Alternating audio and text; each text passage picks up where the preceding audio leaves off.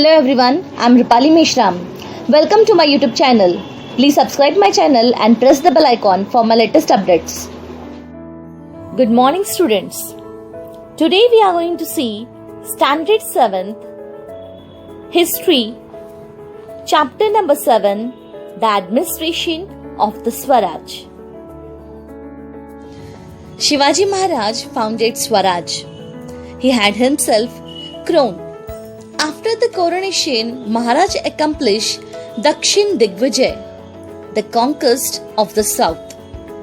The Swaraj expanded, comprising large areas of Nashik, Pune, Satara, Sangli, Kolhapur, Sindhudurg, Ratnagiri, Raigad and Thane districts of Maharashtra.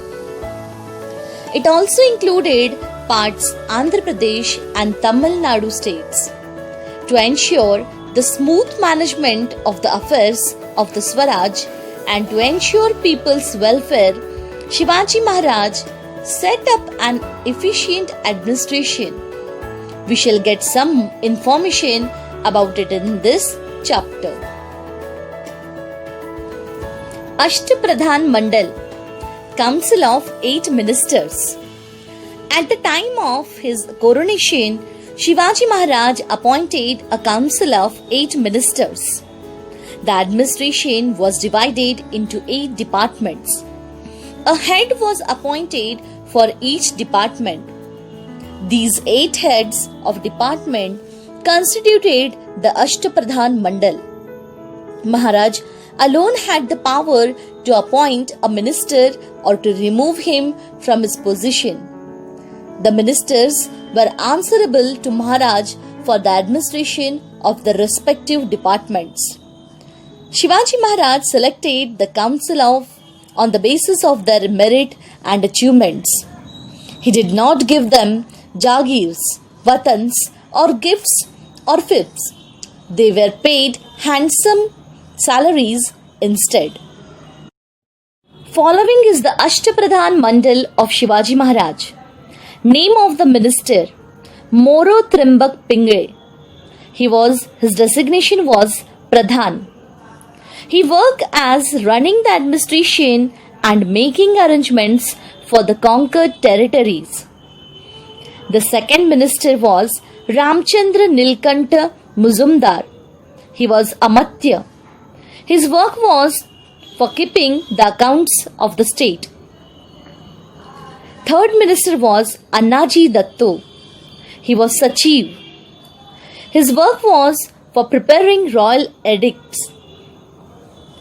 Fourth minister, Dattaji Trimbak Vaknis. He was Mantri. His work was correspondence. Fifth minister, Hambirao Mohite. He was Senapati. His work was for organization of the army and protection of the kingdom. Sixth minister, Ramchandra Trimbak Dabir. He was Sumant. His work was to make foreign relations. Seventh minister, Niraji Raoji. His designation was Nyayadhish. His work was to keep dispensing justice. The last minister of Ashtapradhan Mandal of Shivaji Maharaj is Moreshwar Pandit Rao. Designation Pandit Rao. His work was for looking after religious matters. The policy regarding agriculture. Agriculture was the main occupation in villages.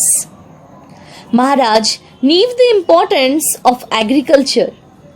That was why he paid attention to the welfare of farmers. He entrusted the responsibility of organizing the land revenue system to his capable and experienced office bearer, Annaji Datto. He warned the officers that they should not collect more revenue than the amount that was fixed. He encouraged peasants to bring uncultivated land under cultivation. If the crop was lost due to excessive rains or drought, or if any enemy army had devastated the area of the village, remissions were granted in land revenue and other taxes. Maharaj had instructed his officers to provide peasants with bullocks, plugs, and good seeds for sowing. Village economy of that period. Agriculture was the backbone of the rural economy. In villages, many occupations developed to supplement agriculture. Artisans in the village produce goods and fulfill the needs of the local people. In this sense, a village was a self-sufficient unit. Farmers gave a definite share from their produce to artisans. This share was called baluta. Trade and business. Maharaj knew that a kingdom does not prosper without an increase in trade. Merchants bring novel goods as also certain necessities into a kingdom. Goods become available in plenty. Trade prospers, adding to wealth. The view that Maharaj took of merchants is seen in the Ajnapatra, where merchants are described as follows. Merchants are the ornaments of the kingdom and the glory of the king.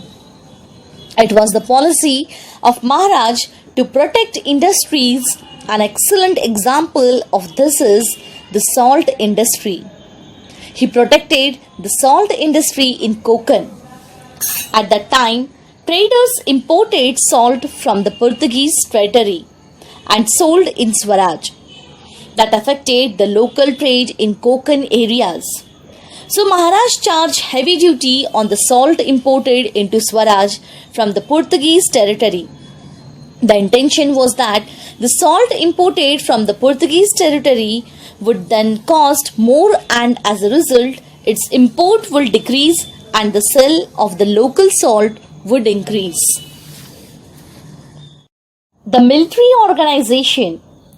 There were two main divisions of the army of Shivaji Maharaj: infantry and cavalry.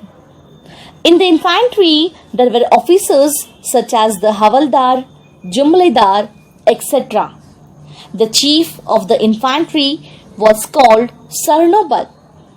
He was the highest officer in the infantry. In the cavalry, there were two types of cavalrymen, namely Shiledars and Bargirs. The Shiledar had his own horse and weapons. The Bargir was provided with a horse and weapons by the state. In the cavalry, Bargirs were more in the number.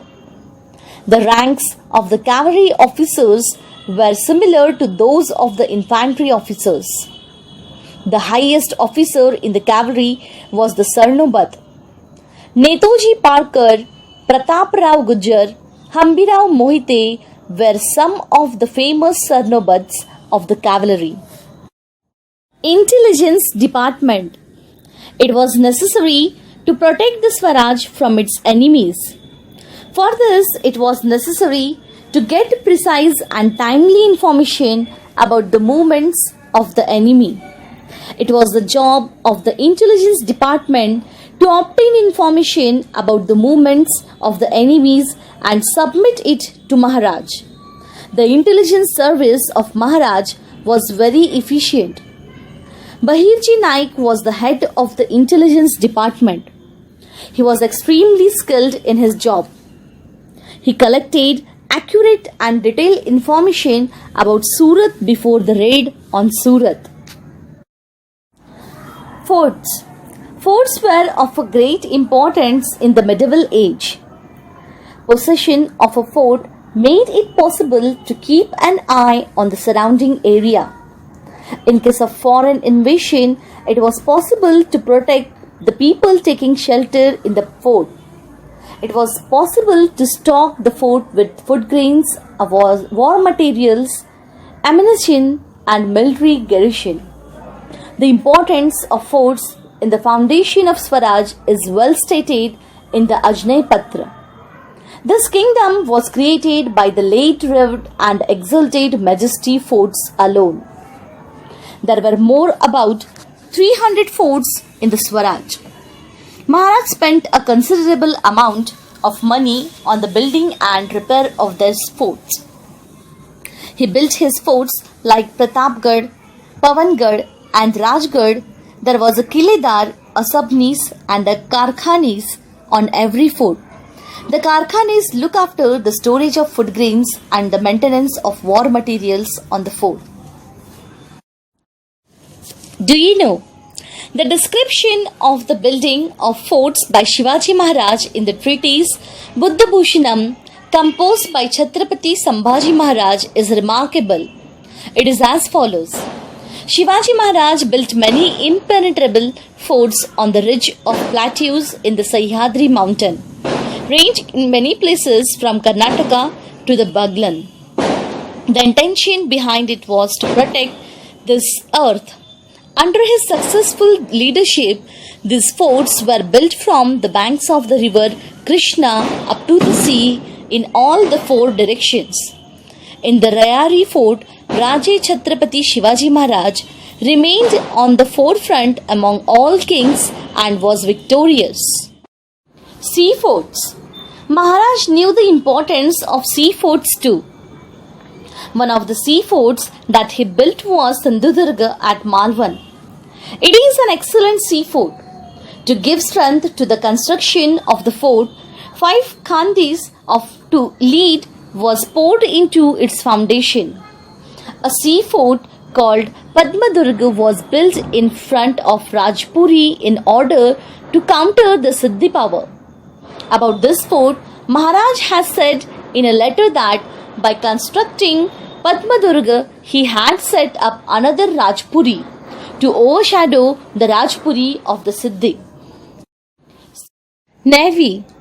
Enemies on the west coast of India, the Portuguese of Goa and Siddhi of Janjira and the British factors of Surat and Rajpur created obstacles in the work of expanding the Swaraj. It was necessary to curb their activities and to protect the west coast. For this purpose, Maharaj raised a navy.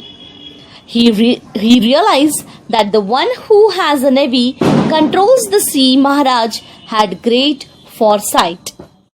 Concern for the welfare of his subjects. Maharaj did not work only with the limited ambition of conquering enemy territories and establishing dominance, like others think. His main objective was to make his subject independent. He was aware that if his subject were to really get the joy of freedom, it was necessary to have a disciplined administration, take comprehensive care of people's welfare, and protect the conquered territories. Maharaj was not merely a ruler, he was a watchful administrator who cared for his people's welfare. This is clearly seen in his administration of the state.